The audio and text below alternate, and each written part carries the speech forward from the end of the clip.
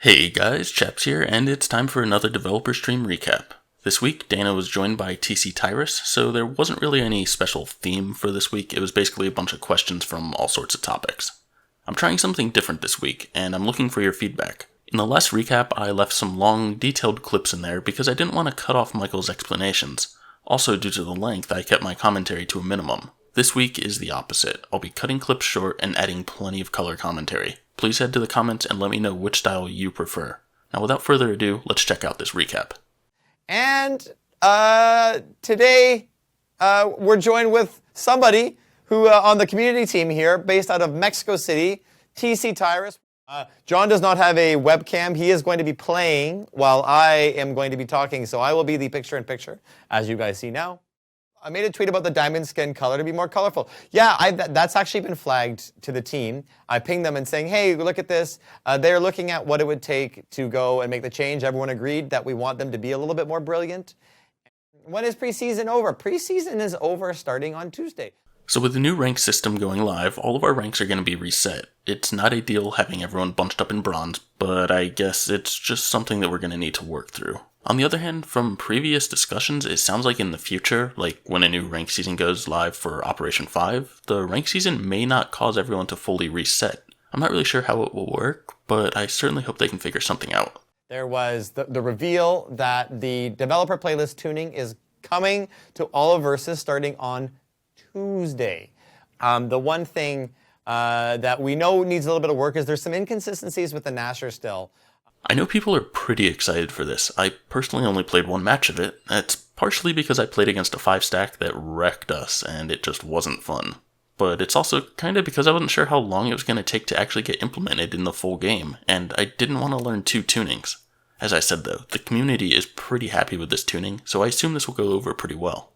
Can you please consider redistributing the previous rank rewards skins now that there's... Yeah, the rank reward skins are something that we're aware of that haven't... there was a few errors on deploying that people have missed out on, and that the team is looking at that. We're hoping to have that solved very, very, very soon. So, okay. I can't believe this hasn't been fixed yet. They've had issues with handing out rewards since the Gears 4 days. I get that it's probably not as easy as we think it is, but I would have thought they'd have it figured out by now.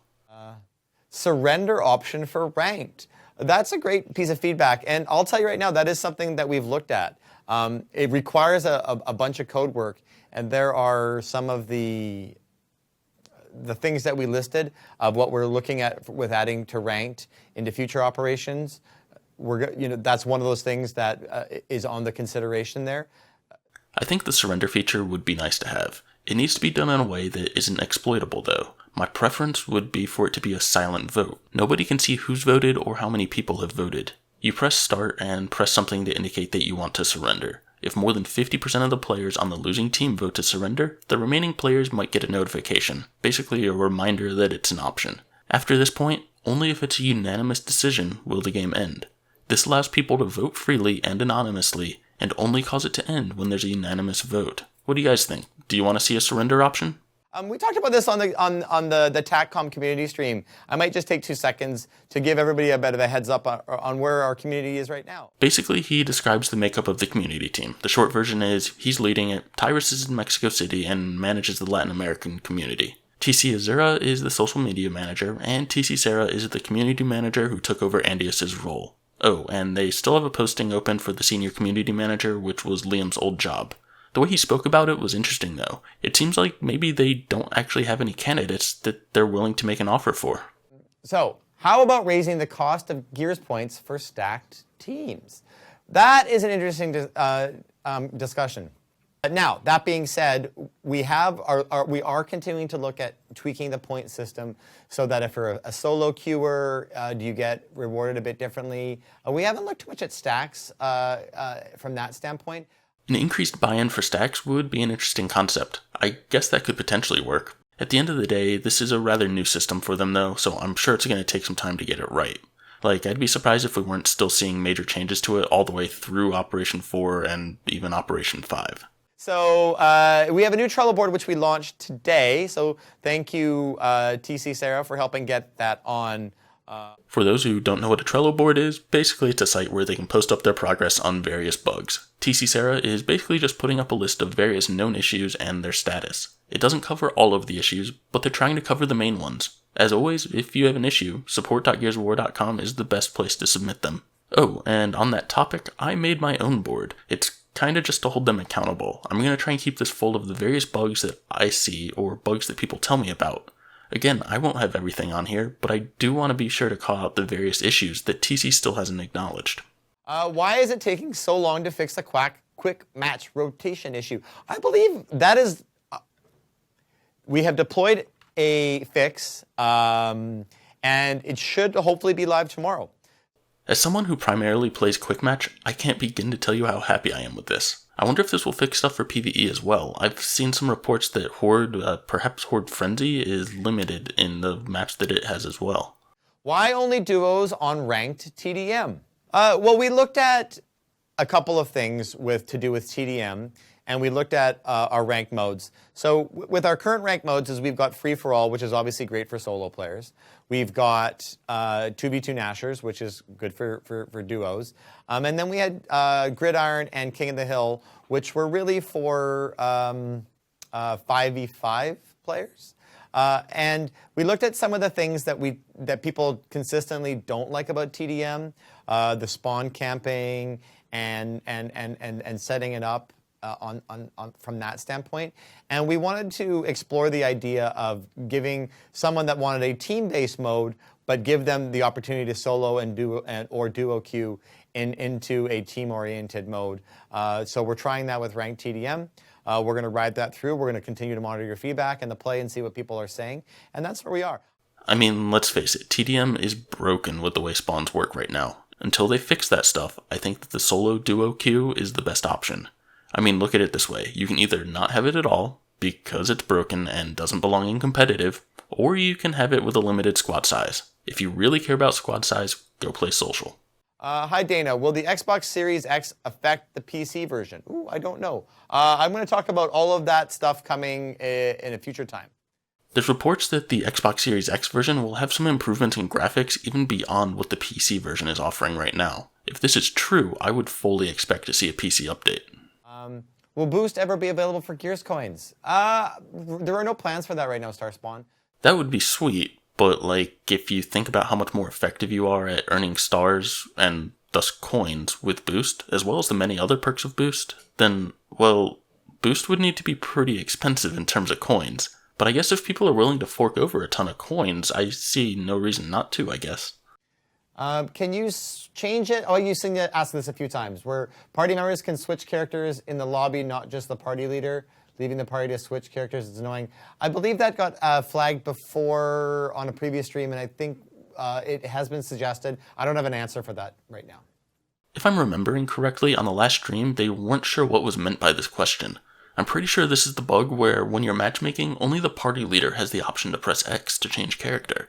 It's been an issue since launch, and Liam acknowledged it a few times. I'm usually the party leader when playing, so I can't really speak to it myself, but I'm kinda shocked this hasn't been fixed yet. Any reward for preseason rank? You guys are going to be getting Gears coins for where you placed inside of the preseason. We will have weapon skin rewards for the actual season, so stay tuned for that. Dana, what are your thoughts on the Re-Up XP Reddit thread? I've read it, and I am going to hold my comments for now because I want to get Andy on. We've had a few progression questions come up, and I want to make sure that I'm setting it so that we can have him on and he can speak to it better than I can. For those who haven't seen it, it's basically a thread highlighting how insane the re-up curve is in Gears 5. We hit on this briefly in our latest community discussion stream, and I'm glad people are pushing on this, as I really do feel that progression is a discussion that needs to be had. Could you point out the struggles that come with bringing back old maps, like River to Gears 5? Epic said it couldn't work in 3, and Coalition was saying the same thing for 4. So I'll let Dana give his little spiel here, but I think he kind of missed the question. The question wasn't so much about porting maps in the time required, it was more about why the maps don't work. Both TC and Epic said that they tried River for Gears 3 and Gears 4, and it just didn't fit. I think that having a multiplayer person on to discuss this would be an interesting topic. Anyways, here's the quick recap on porting maps. There's two tiers of maps. So there's maps that were in Gears 4, and those maps are HD maps. To move them from Gears 4 to Gears 5 still requires about a month's worth of work for updating the art, for adjusting some of the cover, that kind of stuff. So now, to do a map like Jacinto or River or, John, what's your favorite Legacy map? Pre-Gears 4.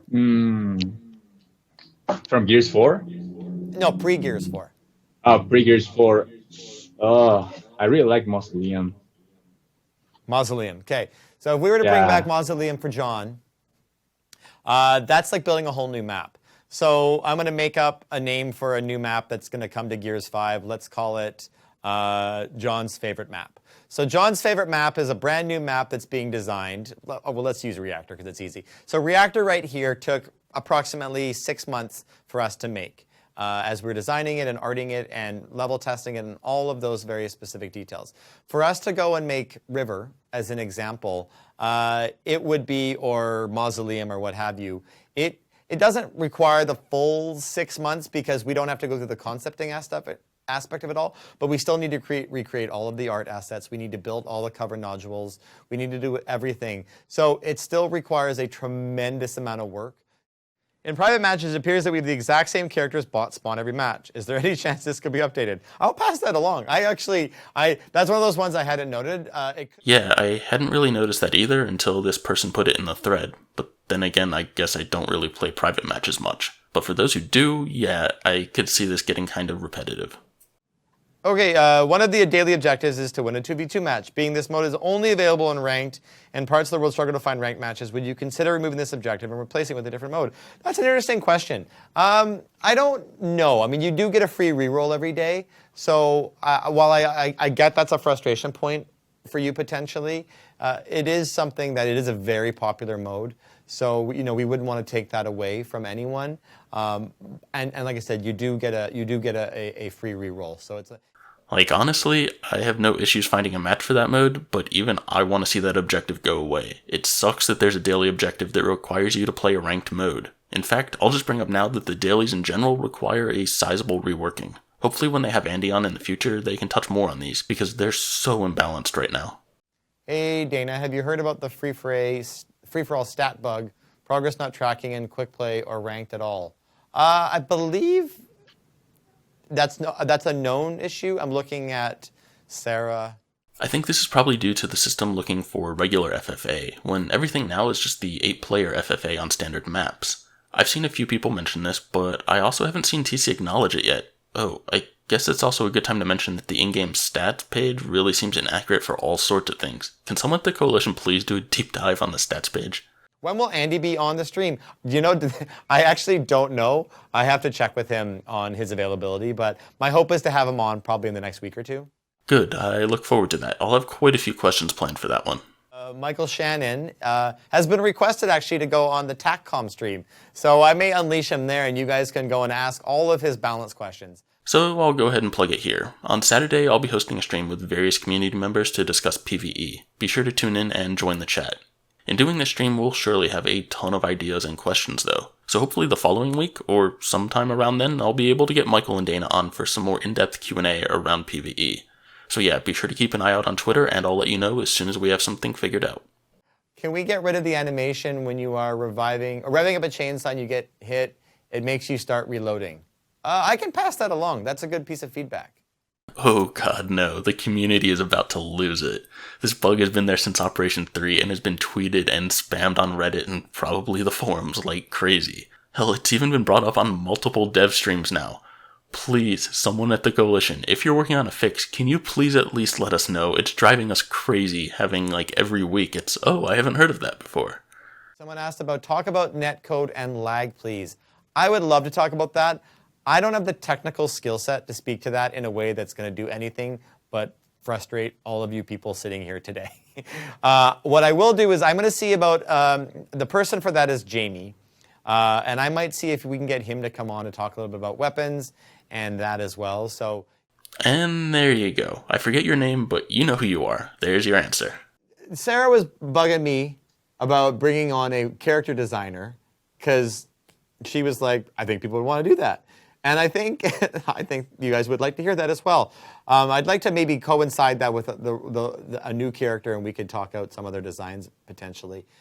Yes, please. I think there's two aspects that people are very interested in. One is, how do you come up with the skin ideas and like all these tiny little lore details? And then two is, how do you actually go about physically, or I guess I should say digitally, making the character? I think this would be a cool topic for a stream.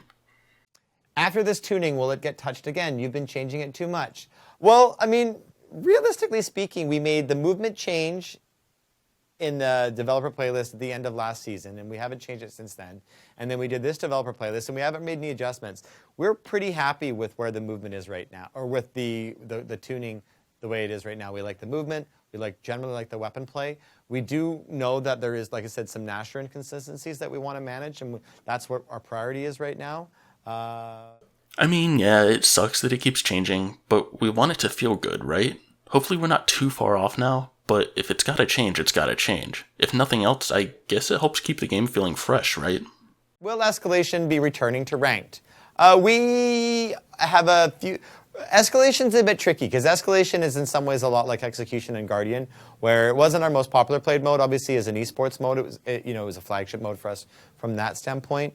But we saw most of the people that played it actually played it in customs. And it was a mode that's very conducive to having a team environment. Now we're looking at maybe making some adjustments to escalation that maybe we could bring it back in the future. I'm not sure yet, but that's where we are. Like it's a bit trickier that way. Meh, just let the mode die, honestly. I'd love to see Gridiron take over as the new flagship competitive mode. Escalation is just overcomplicated and really not that much fun. I'd be completely fine if we never saw it make a return. Oh, I like this one. Can you hide tag nades from Taccom? I agree. If you tag a nade, I should be able to I only want my team can see it, but I don't want to have. If I'm remembering it correctly, being able to see enemy nades was actually a bug, but they decided that it worked well, so it was changed to a feature. Personally, I feel that it makes the game a lot better when everyone can see them. If you remember in Gears 2, you had to constantly be afraid of planted nades. They're still a threat now, but being you can see them through Taccom, you don't need to be quite as cautious. This allows for faster gameplay, which I would say means it's better this way. Do you have any plans to allow weapon sets to be purchased individually rather than full sets? Right now, we're just focusing on the full sets, but the daily objectives are much more balanced, fair now than they were at launch. There's still a few imbalances about how time-consuming they are. Do you have any plans to adjust them? We look at those all the time. We reevaluate those on an operation level. So stay tuned. That's a good question for Andy when we get him on. And yeah, that's the point I was bringing up earlier. Some of the objectives are super imbalanced when you compare the relative difficulty to the number of stars that you get. I'll certainly have some examples lined up for when Andy is on. In the past, you kind of brushed off the 100,000 kills. I didn't brush it off. I said, it is, I don't... Let me put it this way. It's an achievement that is meant to recognize people playing that. I'm not dismissing that. I understand that why someone that maybe is primarily a PvE player may be frustrated by that. At the same time, it is... let me put it this way. I'm not the best player in the world, but even I can eke out 20 to 30 kills inside of a King of the Hill match. And if I can do that and I can play 3 or 4 King of the Hill matches in an hour, then you know what? I can be knocking out 100-ish kills an hour. That's 10 hours. That's not a ridiculous amount of... You might want to check your math there, and that's kind of the whole point of this question. If we use your number of 100 kills per hour, that's not 10 hours like you said. That's 1,000 hours needed for this achievement. That's 41 days of playtime. Come on, tell me that's not excessive. Oh, I'm gonna butt in here and say that Dana responded to this on Twitter and later in the stream after I edited this, and he acknowledged that his math was wrong. He said he might look into what the modeling was like for that achievement, which I'd really like to see an explanation for. Any update on the assets for the Coalition Army? Why, yes, I do have an update on that. So the fantabulous Ms. TC Sarah went through and first project was to get the Trello stuff up. That's up. The next thing we're moving on to is organizing the assets into the Coalition Army folder. So we're going to set up some time to chat on Monday about that. And as we go through and talk about that, we're going to start bringing them over and just organizing it and getting that all involved. So that's something that's probably going to take a week or two, probably a couple of days for us just to get organized, to sort of where we want to start, what's the kind of assets we want to be putting into there, and then you're going to see more and more getting added. We're going to do the best that we can and making it a good, popular experience. Well, better late than never, I guess. Gridiron and King of the Hill are two very different game modes. Why are they both grouped together in quick play? They're objective-based modes, so we looked at them as objective modes. If you look at, that's why we put them together. I'd have to disagree here. King of the Hill is an objective-based mode. Gridiron gives the illusion of an objective-based mode, but at its core, it's really an elimination game type. I really just don't understand why they're in the same playlist. Like, those two modes are so incredibly different in terms of their experience. Most people who want to play King of the Hill don't want to play Gridiron, and people who want to play Gridiron probably don't want to play King of the Hill. If it was Gridiron and Dodgeball, I'd understand. But Gridiron and King of the Hill? Nah, that doesn't make any sense. What was the reason for expanding the skill points back up to the old levels? Did you find you got more wiggle room? So yeah, one of the reasons why we went to added, so we changed the gears points from, so we started at 2, and then we tuned it down to 1, and then we actually made it, and we did a multiplier by 10. And a reason we did the 10 is it allows us to have a little more fidelity in terms of the tuning. We tried, if we wanted to do something like a 1.5, the math inside of the game in the UI didn't really support that, but adding it to just by a factor of 10, which allowed us to then go to a 15, allowed us to do the math easier, and it didn't break the game. It makes a lot of sense. It's actually one of the first pieces of feedback I gave them about the ranking system. The ability to have the increased granularity in the different objectives should really help, I think. Is there any chance you guys could make skins for the content creators? Ooh, that is an excellent question. Potentially, there's licensing things that would get involved as part of that. It becomes a potential, why did you pick them over us? You know, there is a criteria that we apply to our esports teams for that. How would we give those skins away? There's a bunch of stuff inside of that are not unsolvable issues, but they do take time. So this is actually something that I discussed with Liam and I think even Pez Radar back at Vegas for one of the esports events. That was even back when this channel only had like 100 subscribers, so I wasn't even asking about myself. I think this would be a great way to give back to the creators. As far as criteria, I mean, you have the partner program, right? Why not start with that? Why don't we earn Gears coins from playing? Like without turbo duty objectives, kind of like how you earn credits from competing it, just because the entire economy is different from Gears 4. Like Dana said, it's all about the economy. Sure, they could give you coins just for playing, but then everything else would need to cost a lot more. A balance needs to be struck, and I don't think too many people have an issue with the balance that we have right now. One more question about skins. For anyone who has the TC Recruit Lancer and the TC Accommodation Lancer, will that come to Gears 5? I think that's something that you can look forward to coming once we get the TCA program revamped. Can you guys consider adding health bars for teammates in Tac-Com? We can flag that. That would be probably quite a bit of UI work. I'm sure this would require a bit of work, but perhaps not as much as people may think. I believe PvE actually does show this information right now. It would be cool to have a toggle so that we can get the PvE health overlay to appear in PvP as well. And that does it for this week's recap. I gotta say, I really like how Dana just controlled that spectator slot and let Tyrus play with the fans. This is something I've been asking them to do ever since Liam left, and it's nice to see it finally happening. As a quick reminder, be sure to tune in on Saturday at 2 p.m. Eastern Time for our next community discussion stream. Oh, and head down to the comments and let me know what you think of this style of recap. This time I cut some clips a little shorter, and I added a lot more color commentary rather than just keeping it as a pure clip compilation. So let me know, do you prefer shorter or longer clips? And do you prefer less commentary or more commentary? As always, if you enjoyed these, go ahead and hit that like and subscribe button. Thanks for watching everyone, and I will catch you next time.